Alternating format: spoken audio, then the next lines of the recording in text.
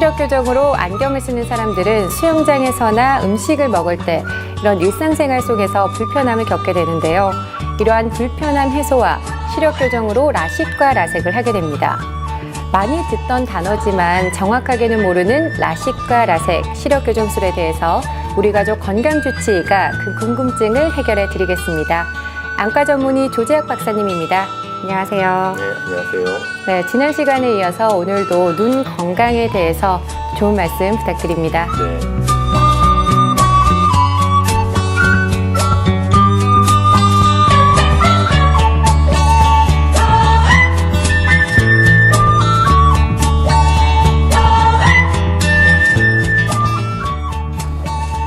아, 이게 질문에 있나? 라식 하는 사람, 라섹 하는 사람 어떻게 다른가? 그게 어떤 사람은 라식을 해야 돼, 어떤 사람은 라섹을 해야 되잖아요. 그게 있어요. 아, 있어요? 어디 있지? 여기에 살쪽 말고, 그러니까 어떤 눈에 나에게, 따라서 그쵸? 아, 나에게 적합한 수술을 어떻게 찾을 까? 아, 이거를 해서 네. 이렇게 적혀 있네. 적혀 있어요. 알겠습니다. 네. 네, 요즘 주변 사람들을 보면 안경을 끼거나 렌즈 낀 분들 참 많잖아요. 이런 네. 경우 대부분 근시인 거죠? 네, 맞습니다. 우리나라 전체 인구의 약 80% 정도가 근시로 알려져 있는데요. 이렇게 최근 급격하게 근시가 증가하는 이유가 물론 유전적인 원인도 있겠지만 환경적인 요인이 더 크다고 볼 수 있겠습니다. 장시간 스마트폰이나 컴퓨터를 사용한다든지 최근 학업에 몰두하는 시간이 늘면서 근시 인구가 급격하게 증가하고 있다는 것이 사실입니다. 네, 이렇게 말씀하신 선천적인 요인에 의해서라든지 또 후천적인 요인에 의해서 안경이나 렌즈를 끼시는 분들 많은데 네. 사실 평소에 생활하다 보면 진짜 불편하잖아요. 네. 그래서 시력 교정을 받는 경우가 많은데요. 이런 시력 교정술은 언제 받는 게 가장 좋나요? 네, 시력 교정 수술은 주로 안구 성장이 멈추는 시기인 만 18세 이후에 받는 것을 추천하고 있습니다. 그리고 아울러서 시력 변화가 멈춘 지 최소 6개월이 경과한 시점에 받는 것도 중요한 사실이 되겠습니다. 근데 만 18세 이전에 시력 교정 수술을 받게 되면은 안구 성장이 더 진행하면서 눈이 다시 나빠지는 경우가 생길 수 있는데요. 네. 네, 이 경우에는 다시 재수술을 받아야 된다는 부담이 있기 때문에 만 18세 이후에 받는 것을 원칙으로 하고 있습니다. 그렇군요. 그런데 또 이 시력 교정술 하면 많은 분들이 라식과 라섹을 딱 떠올릴 것 같아요. 이 두 가지가 대표적이죠? 네, 맞습니다. 우리가 흔히 알고 있는 라식 수술과 라섹 수술이 시력 교정 수술의 대표적인 시력 교정 수술로 알려져 있는데요. 라식은 1988년에 그리스의 안과 의사인 닥터 팔리카리스가 개발한 이래로 1990년대 초에 우리나라에 들어와서 시술되고 있는 방법입니다. 반면에 라섹 수술은 1990년대 중반에 우리나라에 들여와서 시술하고 있는데요. 지금은 라섹 수술이 라식 수술보다 더 많이 시술되고 있는 상태입니다. 그 이외에도 ICL이라는 안내렌즈 삽입술도 있는데요. 시력 교정 수술의 한 방법이 되겠습니다. 요즘 라식, 라섹 많은 분들이 이렇게 받고 있는데 네. 이 두 가지 수술의 차이점이 뭔지 궁금해요. 그렇죠. 라식과 라섹 수술의 원리는 레이저로 각막을 깎아서 시력을 교정한다는 것인데요. 라식과 라섹의 근본적인 차이는 바로 각막 절편에 있습니다. 라식은 약 100마이크로미터의 각막 절편을 만든 후에 절편을 들어 올린 다음에 각막을 깎아내고요. 그 다음에 다시 절편을 제자리에 붙여주는 시술 방법이 되겠습니다. 따라서 상처가 없기 때문에 통증이 없고 시력 회복도 그만큼 빠르겠죠. 네. 반면에 라섹은 각막 절편을 만들지 않고 바로 각막의 최상부부터 레이저로 깎아내는 수술 방법인데요. 레이저로 깎아낸 후에 보호 렌즈를 덮어두고 상처가 회복될 때까지 기다리는 수술 방법입니다. 따라서 라섹은 상처가 아무는 며칠 동안은 통증이 있을 수밖에 없습니다. 초기에 통증이 없고 시력 회복은 라식이 빠른 장점이 있지만 각막을 더 많이 깎아내야 한다는 것은 라섹에 비해서 라식의 단점이 될 수 있습니다. 그럼 지금 이 각막 절편의 유무가 가장 큰 차이점인 것 같은데 네. 절편의 그럼 장단점은 뭐가 있을까요? 네, 앞서 말씀드린 바와 같이 각막 절편을 만든 후에 각막을 깎는 방식이 라식 수술 방법인데요. 라섹에 비해 안구 건조증이 조금 더 생기게 되는 것이 절편의 단점이라고 네. 볼 수 있습니다. 그리고 또 하나는 눈에 충격을 받았을 때 절편이 손상될 수 있는 위험이 있을 수 있겠죠. 네. 그리고 또한 각막 절편의 두께만큼 각막을 더 많이 깎아내야 된다는 점은 각막 절편의 단점으로 생각해 볼 수 있겠습니다. 지금 각막절편의 유무가 그 통증과 회복 속도에 영향을 미치는 것 같은데요. 네. 저희가 일반적으로 라섹이 라식보다 조금 더 안전하다라고 좀 많이 알고 있는데 어떤가요? 네. 그렇게 주장하시는 분들도 꽤 있습니다. 그렇지만 그것이 반드시 맞는 사실은 아니고요. 라섹이 라식보다 안전하다고 주장하는 이유는 두 가지입니다. 하나는 라식이 라섹보다 각막을 적게 깎는다는 사실이고요. 네. 또 하나는 라식과 달리 라섹은 각막 절편을 만들지 않기 때문에 각막 절편으로 생기는 합병증들이 있을 수가 없겠죠. 네. 예, 그런 측면에서 라섹이 안전하다고 말할 수는 있겠죠. 그렇지만 모든 환자들이 똑같이 라섹이 더 안전한 건 아닙니다. 가령 예를 들면은 체질 중에 켈로이드 체질이라는 체질이 있어요. 네. 흉터가 많이 남는 체질인데 그런 체질을 가진 사람들은 라섹 수술을 하는 것이 오히려 더 위험할 수도 있습니다. 각막 흉터가 많이 남기 때문이죠. 그래서 따라서 수술의 안전성은 환자에 따라 다르기 때문에 반드시 수술 전에 정밀 검사를 통해서 체크해 본 후에 자신에게 더욱 맞고 안전한 수술을 선택하는 것이 더 바람직하다고 할 수 있겠습니다. 맞습니다. 정말 그 눈 안구의 상태에 따라서 자신에게 맞는 그 수술법이 있을 것 같은데요. 네. 그러면 나에게 적합한 수술법은 어떻게 찾을 수 있나요? 네. 최근에 이제 맞춤 시력 교정 수술이라는 개념이 많이 대두되고 있는데요. 이것은 환자 개개인마다 눈의 상태가 다르듯 수술 방법도 눈의 상태에 맞춰서 달라져야 된다는 개념이죠. 네. 네. 그래서 그 환자의 본인의 눈에 가장 최적화된 방법을 선택하는 것이 중요하겠는데요. 이것은 수술 전에 시행하는 정밀 검사 결과로 판단할 수가 있겠습니다. 환자의 눈이 나쁜 정도, 그러니까 근시도수, 난시도수, 그 다음에 각막의 두께, 그 다음에 동공의 크기, 그 다음에 수차의 정도, 심지어는 환자의 직업과 체질 등까지도 고려해서 그 환자에게 가장 적절한 수술을 선택하는 것이 좋겠습니다. 예를 들면 가령 각막이 얇은 환자이나 과격한 운동을 좋아하는 환자는 라식보다 라섹을 추천하는 것이 네. 바람직하겠죠. 반대로 켈로이드 체질일 경우에는 라식을 추천하는 것이 네. 더 옳은 선택이 되겠습니다.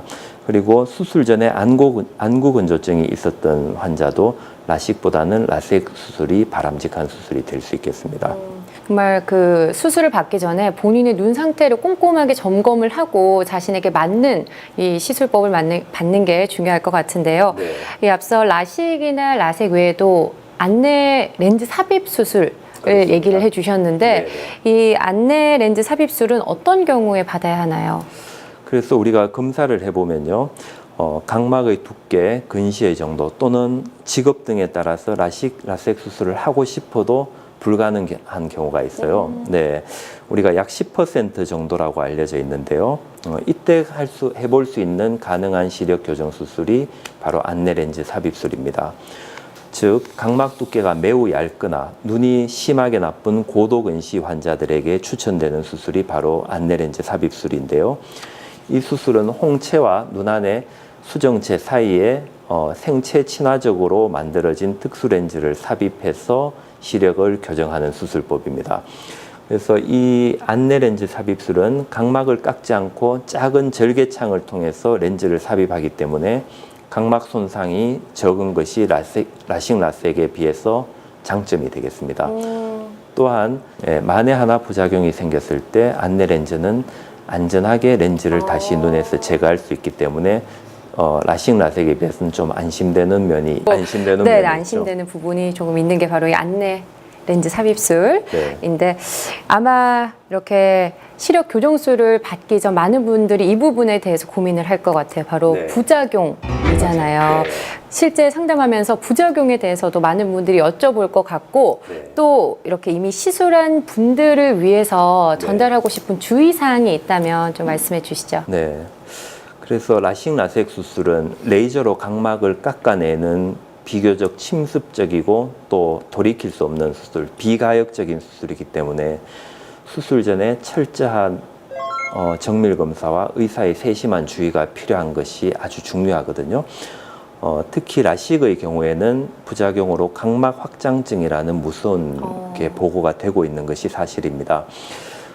그렇지만 최근에는 진단 장비가 점점 첨단화되면서 수술 전에 여러 가지 검사, 시력 검사 물론 하겠지만 각막 지형도 검사, 안압 검사, 그 다음에 유전자 검사 등의 정밀 검사를 통해서 부작용의 여부를 미리 가려낼 수 있기 때문에 수술 전 검사상 우리가 안전하다고 판단되는 경우에는 크게 부작용의 우려를 하지 않으셔도 좋을 것 같습니다.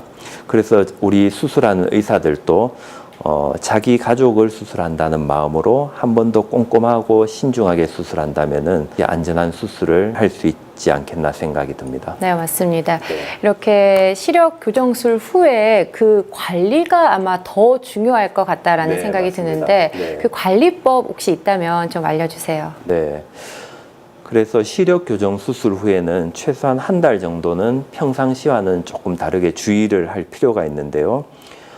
일반적으로 손으로 눈을 비비는 것은 반드시 하지 말아야 될 것 중에 하나입니다. 그리고 시간에 맞추어서 안약을 넣어주는 거 중요하고요. 또한 외출 시에 선글라스나 자외선 차단 보안경을 껴서 자외선을 차단해 주는 것도 회복에 도움을 주겠습니다.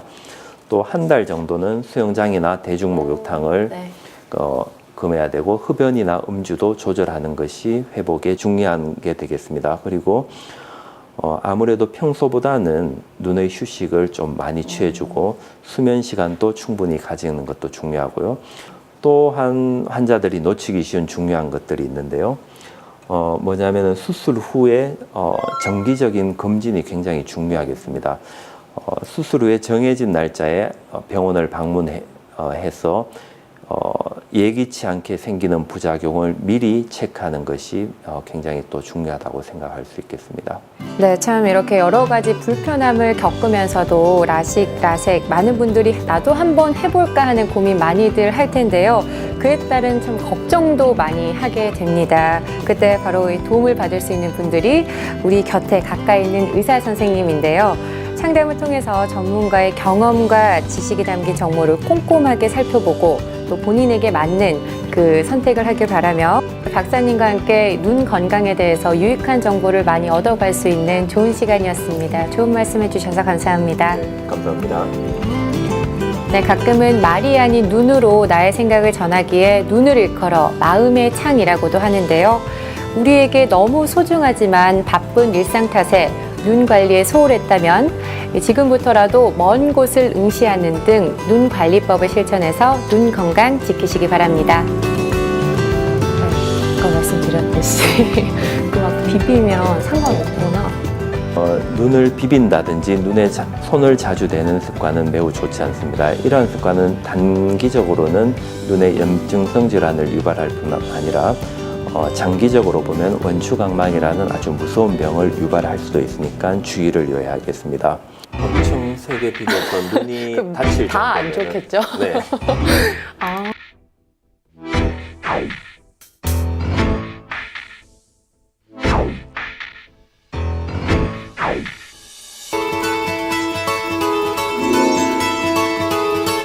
생활 속에서 일상 속에서 눈 관리를 할 수 있는 좀 방법, 팁 같은 게 있을까요? 네.